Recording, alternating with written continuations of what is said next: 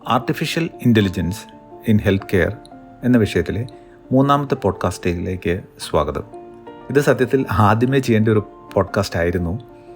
നമ്മളെപ്പോഴും കേൾക്കുന്ന പദങ്ങളാണ് ഡിജിറ്റൈസേഷൻ, ഡിജിറ്റലൈസേഷൻ, ഡിജിറ്റൽ ട്രാൻസ്ഫോർമേഷൻ എന്നെല്ലാം.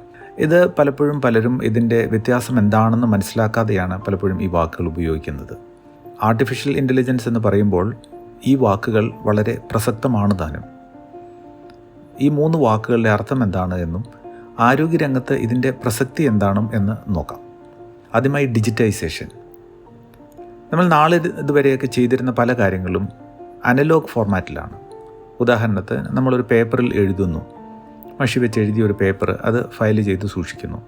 അല്ലെങ്കിൽ ഒരു ബാങ്കിൽ ചെന്നാൽ അവിടെ കണക്കുകളെല്ലാം ഒരു ലെഡ്ജറിൽ എൻ്റർ ചെയ്യുന്നു, ചെക്ക് എഴുതി കൊടുക്കുന്നു, അല്ലെങ്കിൽ ഒരു സ്ലിപ്പ് എഴുതി കൊടുക്കുന്നു, നമ്മൾ ക്യാഷ് വാങ്ങിക്കുന്നു. ഇതെല്ലാം നമ്മൾ അടിസ്ഥാനപരമായി ഇതിന് ഒരു അനലോഗ് ഫോർമാറ്റ് എന്ന് പറയാം. ഇതിനെ ഒരു ഡിജിറ്റൽ രീതിയിലേക്ക് കൺവേർട്ട് ചെയ്യുന്നതിൻ്റെ ആദ്യപടിയാണ് ഡിജിറ്റൈസേഷൻ. ഡിജിറ്റൈസേഷൻ എന്ന വാക്കുകൊണ്ട് ഉദ്ദേശിക്കുന്നത് അനലോഗ് ഫോർമാറ്റിൽ ഉള്ള ഒരു കാര്യത്തെ ഡിജിറ്റൽ ഫോർമാറ്റിലേക്ക് മാറ്റുന്നതിനാണ് ഡിജിറ്റൈസേഷൻ എന്ന് പറയുന്നത്. ഇത് കൂടുതൽ വ്യക്തമാക്കുന്നതിന് വേണ്ടി ഞാൻ 1-2 ഉദാഹരണങ്ങൾ പറയാം. ഒരു ബില്ല്, ആ ബില്ല് സൂക്ഷിച്ചു വെക്കുന്നതിന് പകരം മൊബൈൽ ഫോണിലെ ക്യാമറ ഉപയോഗിച്ച് അതിൻ്റെ ഒരു പടം എടുത്ത് സൂക്ഷിക്കുന്നതിന് ഡിജിറ്റൈസേഷൻ എന്ന് പറയാം. അല്ലെങ്കിൽ ആരോഗ്യരംഗത്ത് കെ-ഷീറ്റിൽ, കഴിഞ്ഞ എപ്പിസോഡിൽ പരാമർശിച്ചതാണ്, കെ-ഷീറ്റിൽ രോഗവിവരങ്ങൾ കുറിച്ച് ഒരു ഫയലായി സൂക്ഷിക്കുന്നു. ഇത് വർഷങ്ങൾ സൂക്ഷിച്ചു വയ്ക്കുന്നതിന് ബുദ്ധിമുട്ട് ഒഴിവാക്കുന്നതിന് വേണ്ടി ഒരു സ്കാനർ ഉപയോഗിച്ച് ഓരോ പേജിൻ്റെയും സ്കാൻ ചെയ്ത കോപ്പി കമ്പ്യൂട്ടറിൽ സൂക്ഷിച്ചു വെക്കുന്നു, അല്ലെങ്കിൽ ഒരു CD-യിൽ റൈറ്റ് ചെയ്ത് വെക്കുന്നു, അല്ലെങ്കിൽ ഒരു പെൻഡ്രൈവിൽ സൂക്ഷിച്ചു വെക്കുന്നു. ഇതിനെ ഡിജിറ്റൈസേഷൻ എന്ന് പറയാം. മൂന്നാമത്തെ ഒരു ഉദാഹരണം, ഒരു രോഗിയുടെ എക്സ്റേ എടുത്തു, അതൊരു എക്സ്റേ ഫിലിമായി കാണുക. അല്ലെങ്കിൽ ഒരു CT സ്കാൻ അല്ലെങ്കിൽ MRI ചെയ്തു, ആ MRI ഒരു ഫിലിമായി ഒരു കവറിലിട്ട് സൂക്ഷിക്കുന്നതിനെ അതിനെ അനലോഗ് ഫോർമാറ്റ് എന്ന് പറയുന്നു. ഈ പടങ്ങൾ ഒരു സ്കാനർ ഉപയോഗിച്ച് ഡിജിറ്റൽ ഫോർമാറ്റിലാക്കി, അതായത് ഒരു CD-യിൽ റൈറ്റ് ചെയ്യുക, അല്ലെങ്കിൽ ഒരു ഫയലായി കമ്പ്യൂട്ടറിൽ സൂക്ഷിക്കുക. അങ്ങനെ ചെയ്യുമ്പോഴാണ് ഡിജിറ്റൈസേഷൻ എന്ന് ഉദ്ദേശിക്കുന്നത്. ഇപ്പോൾ ഡിജിറ്റൈസേഷൻ കൊണ്ട് വളരെയധികം ഗുണങ്ങളുണ്ട്. ഒന്ന്, ഇത് സൂക്ഷിച്ചു വയ്ക്കുവാൻ സ്ഥലം ആവശ്യമില്ല. ഒരു കമ്പ്യൂട്ടറിൽ ലക്ഷക്കണക്കിന് ഫയലുകൾ സ്കാൻ ചെയ്ത് സൂക്ഷിക്കാവുന്നതാണ്. ആയിരക്കണക്കിന് രോഗികളുടെ എക്സ്റേയും CT സ്കാൻ മുതലായ പടങ്ങളെല്ലാം സൂക്ഷിച്ചു വയ്ക്കാം. എത്ര വർഷം കഴിഞ്ഞാലും അതിനെ കേടുകൂടാതെ അതേ കൃത്യതയോടെ സൂക്ഷിച്ചു വെക്കാനാകും. 2, നമ്മൾ ദൂരത്തിരിക്കുന്ന ഒരു വ്യക്തിക്ക് ഈ പടങ്ങൾ കാണണമെങ്കിൽ അത് കമ്പ്യൂട്ടറിലൂടെ ഒരു ഫയൽ അറ്റാച്ച്മെൻ്റായി അയച്ചു കൊടുത്താൽ ആ സോഫ്റ്റ്വെയർ ഉപയോഗിച്ച് അത് ഓപ്പൺ ചെയ്ത് കൃത്യമായി ഏത് ദൂരത്തിലിരിക്കുന്ന വ്യക്തിക്കും ഡോക്ടർക്കും കൃത്യതയോടെ ഒട്ടും താമസമില്ലാതെ തന്നെ അത് കാണാനാകും. ഇതാണ് ഡിജിറ്റൈസേഷൻ പ്രക്രിയയുടെ ഗുണം. അതേസമയം ഇത് അനലോഗ് ഫോർമാറ്റിലാണെങ്കിൽ മറ്റൊരു ഡോക്ടർക്ക് ആ ഫിലിം കാണണമെങ്കിൽ ആ ഫിലിം നമ്മൾ ആ വ്യക്തിയുടെ അടുത്ത് കൊണ്ടുചെന്ന് അതൊരു എക്സ്റേ വ്യൂ ബോക്സിൽ വെച്ചാൽ മാത്രമേ അത് കാണാനാകൂ. ഇനി രണ്ടാമത് നോക്കാവുന്നതാണ് ഡിജിറ്റലൈസേഷൻ. ഈ ഡേറ്റ തന്നെ ഡിജിറ്റൽ ഫോർമാറ്റിൽ എൻട്രി ചെയ്യുന്ന ആ പ്രക്രിയയ്ക്കാണ് ഡിജിറ്റലൈസേഷൻ എന്ന് പറയുന്നത്. ഇത് കുറച്ചുകൂടി വ്യക്തമാക്കുന്നതിന് വേണ്ടി ഞാൻ ആദ്യമേ പറഞ്ഞ ഉദാഹരണത്തിൽ നമ്മളൊരു പേപ്പറിൽ എഴുതി ആ പേപ്പർ സ്കാൻ ചെയ്ത് കീപ്പ് ചെയ്യുന്നത് അതിനു പകരം ഡയറക്റ്റായി നേരെ ഒരു കമ്പ്യൂട്ടറിലേക്ക് ഈ വിവരങ്ങൾ ടൈപ്പ് ചെയ്ത് കയറ്റി അത് സേവ് ചെയ്യുന്ന പ്രക്രിയയെ ഡിജിറ്റലൈസേഷൻ എന്നുദ്ദേശിക്കുന്നു. ഉദാഹരണത്തിന്, നമ്മളൊരു ബാങ്കിൽ ചെന്ന് ആ ബില്ലിൻ്റെ കോപ്പി സ്കാൻ ചെയ്ത് കീപ്പ് ചെയ്യുന്നതിന് പകരം ആ വിവരങ്ങളെല്ലാം ഒരു കമ്പ്യൂട്ടറിൽ നേരിട്ട് എൻ്റർ ചെയ്യുകയാണെങ്കിൽ അതിനെ ഡിജിറ്റലൈസേഷൻ എന്ന് പറയുന്നു. ആരോഗ്യരംഗത്ത് നമ്മളൊരു ഫയലിൽ എഴുതി ആ ഫയലിൻ്റെ പേപ്പർ സ്കാൻ ചെയ്ത് ഡിജിറ്റൈസ് ചെയ്യുന്നതിന് പകരം ആദ്യമേ തന്നെ ഒരു കമ്പ്യൂട്ടറിൽ ഒരു ഇലക്ട്രോണിക് മെഡിക്കൽ റെക്കോർഡ്സ് പ്രോഗ്രാമിൽ സോഫ്റ്റ്വെയർ ഉപയോഗിച്ച് രോഗിയുടെ വിവരങ്ങളെല്ലാം അതിൻ്റെ അതാത് കോളംസ് അല്ലെങ്കിൽ ബോക്സുകളിൽ കൃത്യമായി എൻ്റർ ചെയ്ത് സൂക്ഷിക്കുന്നതിന് ഡിജിറ്റലൈസേഷൻ എന്നുദ്ദേശിക്കുന്നു. ഡിജിറ്റലൈസേഷൻ കൊണ്ട് ഡിജിറ്റൈസേഷനേക്കാളും വളരെയധികം ഉപയോഗങ്ങളുണ്ട്. ഒന്ന്, ഇത് പേപ്പറിൽ എഴുതുക, അത് സ്കാൻ ചെയ്ത് കൺവേർട്ട് ചെയ്ത് ഡിജിറ്റലാക്കുക, ഈ പ്രക്രിയകളെല്ലാം ഒഴിവാക്കാം.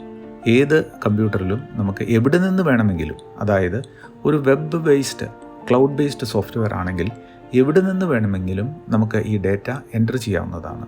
ഉദാഹരണത്തിന്, ഒരു വാർഡിലുള്ള രോഗിക്ക് അദ്ദേഹത്തിൻ്റെ രോഗവിവരങ്ങൾ ആ വാർഡിലുള്ള കെ-ഷീറ്റിൽ മാത്രമേ അനലോഗ് ഫോർമാറ്റിൽ എൻ്റർ ചെയ്യാൻ പറ്റുള്ളൂ. ഡിജിറ്റലൈസേഷൻ പ്രക്രിയ വരുമ്പോൾ ആ രോഗിയുടെ രോഗവിവരങ്ങൾ എവിടെ നിന്ന് വേണമെങ്കിലും ഒരു EMR ഇലക്ട്രോണിക് മെഡിക്കൽ റെക്കോർഡ്സിൽ എൻ്റർ ചെയ്യാവുന്നതും എവിടെ നിന്ന് വേണമെങ്കിലും അത് കാണാവുന്നതുമാണ്. ഇതാണ് ഡിജിറ്റലൈസേഷൻ്റെ പ്രത്യേകത. പക്ഷേ ഇന്നത്തെ കാലത്ത് നമ്മൾ വളരെയധികം കേൾക്കുന്ന മൂന്നാമത്തെ പദമാണ് ഡിജിറ്റൽ ട്രാൻസ്ഫോർമേഷൻ. ഇതും ചില ഉദാഹരണങ്ങൾ നൽകിക്കൊണ്ട് കൂടുതൽ വ്യക്തമാക്കാം. ഡിജിറ്റലൈസേഷൻ പ്രക്രിയ കൊണ്ട് നമ്മുടെ ചെയ്യുന്ന ജോലി എളുപ്പമാക്കുക, അത് കൂടുതൽ ഫലപ്രദമാക്കുക, അല്ലെങ്കിൽ അതിൻ്റെ ഗുണം കൂടുതൽ ആകുക, അതിനെടുക്കുന്ന ഒരു ജോലി ചെയ്യുന്നതിന് സമയം കുറവാകുക, അത് കൂടുതൽ സൗകര്യപ്രദമാക്കുക, നമ്മൾ ഒരു പ്രക്രിയ ചെയ്യുന്നതിൻ്റെ രീതി തികച്ചും വ്യത്യസ്തമാകുക. ഇതെല്ലാം വരുമ്പോഴാണ് നമ്മൾ ആ ജോലി തന്നെ ട്രാൻസ്ഫോം ചെയ്യുന്നത്. ഡിജിറ്റൽ പ്രക്രിയ നമ്മൾ ചെയ്യുന്ന ജോലിയെ മാറ്റുമ്പോഴാണ് അതിന് ഡിജിറ്റൽ ട്രാൻസ്ഫോർമേഷൻ എന്ന് പറയുന്നത്. ഞാൻ ആദ്യമേ പറഞ്ഞ ഉദാഹരണങ്ങൾ എങ്ങനെ ഒരു ഡിജിറ്റൽ ട്രാൻസ്ഫോർമേഷൻ വരുത്തി എന്ന് പറയാം. ഉദാഹരണത്തിന് ഒരു ബാങ്കിൽ ഒന്ന് നോക്കുക. ഇന്ന് പലപ്പോഴും നമ്മൾ പലരും ഒരു ബാങ്കിൽ പോയി കാര്യങ്ങൾ ചെയ്യാറില്ല. മൊബൈൽ ഫോണിലെ ആപ്പ് തുറന്നാൽ അതിൽ നിന്ന് നമ്മളുടെ ബാങ്കിലുള്ള ബാലൻസ് എത്രയുണ്ടെന്ന് കൃത്യമായി കാണുവാൻ പറ്റും. 2, ഏതൊരു വ്യക്തിക്ക് വേണമെങ്കിലും നിമിഷങ്ങൾക്കകം പൈസ മറ്റൊരു അക്കൗണ്ടിലേക്ക് ട്രാൻസ്ഫർ ചെയ്യുന്നതിന് ഇന്ന് ബാങ്കിൽ പോകേണ്ട ആവശ്യമില്ല. ഗൂഗിൾ പേ മൂലം അല്ലെങ്കിൽ ക്രെഡിറ്റ് കാർഡ് മൂലം ലോകത്തിൽ എവിടെയുള്ള എന്ത് സാധനം വാങ്ങിക്കുവാനും അതിന് പേ ചെയ്യുവാനും നമുക്ക് പോകേണ്ടതോ പൈസ കൊണ്ടു നടക്കേണ്ട ആവശ്യമോ ഇല്ല. അപ്പോൾ നമ്മൾ മണി ട്രാൻസാക്ഷന് വേണ്ടി പൈസ കൊണ്ടു നടക്കുന്ന രീതി പാടെ മാറ്റുന്നു. അല്ലെങ്കിൽ ഒരു ബാങ്കിൽ പോയി നമ്മുടെ പണവിക്രയങ്ങൾ അത് ഒഴിവാക്കി സ്വന്തം മൊബൈൽ ഫോണിലിരുന്ന് ഏത് സമയത്ത് 24 മണിക്കൂറും, അതായത് ബാങ്ക് സമയത്ത് വേണ്ട, രാത്രിയിൽ വേണമെങ്കിലും നമുക്ക് പണം കൈമാറ്റം ചെയ്യാം. ആർക്കോ എവിടെയുള്ളവർക്കോ പണം കൈമാറ്റം ചെയ്യാം. നിമിഷങ്ങൾക്കകം പണം കൈമാറ്റം ചെയ്യാം. ഇത്തരത്തിൽ നമ്മുടെ ആ ജീവിത രീതി തന്നെ മാറ്റുന്ന പ്രക്രിയയാണ് ഡിജിറ്റൽ ട്രാൻസ്ഫോർമേഷൻ എന്ന് പറയുന്നത്. ഇത് ആരോഗ്യരംഗത്ത് ഇതിൻ്റെ ഉദാഹരണം. നമ്മളിപ്പോൾ ചെയ്യുന്നത് ഡിജിറ്റലൈസേഷൻ മാത്രമാണ്. അതായത് നമ്മളൊരു സോഫ്റ്റ്വെയർ ഉപയോഗിച്ച് ഒരു കമ്പ്യൂട്ടറിൽ ആരോഗ്യ വിവരങ്ങൾ ടൈപ്പ് ചെയ്ത് കയറ്റുന്നു. ഇതിന് വളരെയധികം ഗുണങ്ങളുണ്ട്. അത് എവിടെ നിന്ന് വേണമെങ്കിലും റിട്രീവ് ചെയ്യാം, അതായത് കാണാം. അത് സൂക്ഷിച്ചു വയ്ക്കുവാൻ എളുപ്പമാണ്. എപ്പോൾ വേണമെങ്കിലും രോഗിയുടെ വിവരങ്ങളെല്ലാം അനലൈസ് ചെയ്യുന്നതിന് വേണ്ടിയിട്ട് കുറച്ചുകൂടി എളുപ്പമാണ്. പക്ഷേ ഇന്നത്തെ സോഫ്റ്റ്വെയർ ഒന്നും നമ്മുടെ ആർട്ടിഫിഷ്യൽ ഇൻ്റലിജൻസ് അതിൽ ഇല്ല എന്ന് തന്നെ പറയാം. ഒട്ടും ആർട്ടിഫിഷ്യൽ ഇൻ്റലിജൻസിൻ്റെ അല്ലെങ്കിൽ മെഷീൻ ലേണിങ്ങിൻ്റെ സഹായം ഇത്തരത്തിലുള്ള ഇലക്ട്രോണിക് മെഡിക്കൽ റെക്കോർഡ്സ് പ്രോഗ്രാമുകളിലൊന്നും തന്നെ ഇപ്പോൾ വന്നിട്ടില്ല എന്ന് തന്നെ പറയാം. ഇനി എങ്ങനെയാണ് ഈ ഡിജിറ്റൽ ട്രാൻസ്ഫോർമേഷൻ ആരോഗ്യരംഗത്ത് ഉണ്ടായിരിക്കുന്നത് എന്ന് പറയാം. ഒരു ഉദാഹരണം, ഒരു രോഗിയെ റൗണ്ട്സ് എടുക്കുന്ന സമയത്ത് ഒരു ഡോക്ടർ ഒരു ഐപാഡിൽ രോഗവിവരങ്ങൾ ഡിജിറ്റൽ ഫോർമാറ്റിൽ കാണുകയും എൻ്റർ ചെയ്യുകയുമാണ് എന്ന് കരുതുക. അങ്ങനെയെങ്കിൽ ആ രോഗിയുടെ എക്സ്റേ കാണണമെങ്കിൽ ഉടനടി ഐപാഡിൽ രോഗിയുടെ സൈഡിൽ നിന്നുകൊണ്ട് തന്നെ എക്സ്റേ കാണാനാകും.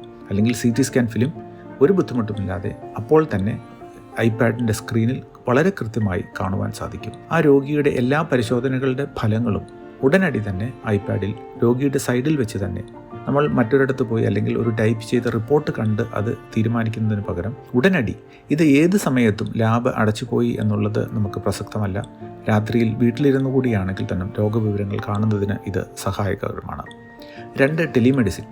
ഇന്ന് ദൂരെ ഇരിക്കുന്ന ഒരു വ്യക്തിയുടെ ഒരു മൊബൈൽ ഫോണിലെ വീഡിയോ ക്യാമറയിലൂടെ അദ്ദേഹത്തോട് കണ്ട് രോഗവിവരങ്ങൾ ചോദിച്ചറിഞ്ഞ്, ഇന്ന് വെയറബിൾ ടെക്നോളജി വളരെയധികം പുരോഗമിച്ചിട്ടുണ്ട്. അതായത് ദൂരെ ഇരിക്കുന്ന ഒരു വ്യക്തിയുടെ BP, പൾസ്, സാച്ചുറേഷൻ, ബ്ലഡിലുള്ള സാച്ചുറേഷൻ, ടെമ്പറേച്ചർ, ശ്വാസോച്ഛ്വാസത്തിൻ്റെ രീതി, ഉറക്കം, ഇതെല്ലാം വെയറബിൾ ഉപകരണങ്ങൾ ഉപയോഗിച്ച്, അതായത് ഇപ്പോൾ സ്മാർട്ട് വാച്ചിൽ പല കാര്യങ്ങളും നമുക്ക് കണ്ടുപിടിക്കാനാകും. ഇതിൽ കൂടുതലുള്ള വൈഫൈ എനേബിൾഡ് അല്ലെങ്കിൽ ബ്ലൂടൂത്ത് സൗകര്യങ്ങളുള്ള വെയറബിൾ ടെക്നോളജി ആണെങ്കിൽ ദൂരെ ഇരിക്കുന്ന ഒരു ഡോക്ടർക്ക് എത്ര കിലോമീറ്റർ ദൂരെയാണെങ്കിലും ഒരു വ്യക്തിയുടെ അദ്ദേഹത്തിൻ്റെ vital signs, pulse, heart rate, temperature, blood pressure, ഇതെല്ലാം കൃത്യതയോടെ കാണുവാനാകും. അപ്പോൾ ആ രോഗിക്ക് വീട്ടിൽ നിന്നും ദൂരെ സഞ്ചരിച്ച് ഡോക്ടറെ പോയി കാണേണ്ട ആവശ്യമില്ല. എപ്പോൾ വേണമെങ്കിലും ഡോക്ടറുടെ സൗകര്യമനുസരിച്ച് ഒരു ടെലിമെഡിസിൻ രീതിയിൽ ചികിത്സ തേടാനാകും. ഇത്തരത്തിലുള്ള മാറ്റങ്ങളാണ് ഡിജിറ്റൽ ട്രാൻസ്ഫോർമേഷൻ എന്ന വാക്കുകൊണ്ട് ഉദ്ദേശിക്കുന്നത്. ഡിജിറ്റലൈസേഷൻ മാത്രമല്ല, ഡിജിറ്റൽ ട്രാൻസ്ഫോർമേഷൻ വരുമ്പോൾ മാത്രമാണ് നമ്മുടെ ഈ ആരോഗ്യരംഗം കൂടുതൽ മെച്ചപ്പെടുകയും ഡോക്ടർമാരുടെ ചികിത്സാ രീതികളെല്ലാം കുറച്ചുകൂടെ കൃത്യമാകുകയും എളുപ്പമാകുകയും ചെയ്യുന്നത്. ഈ ചെറിയ പോഡ്കാസ്റ്റിനെ പറ്റിയുള്ള നിങ്ങളുടെ കമൻറ്റ്സ്, നിങ്ങളുടെ സജഷൻസ് എല്ലാം അറിയിക്കുക. സ്നേഹപൂർവ്വം, ഡോക്ടർ ജിജി കുരുട്ടുകുളം.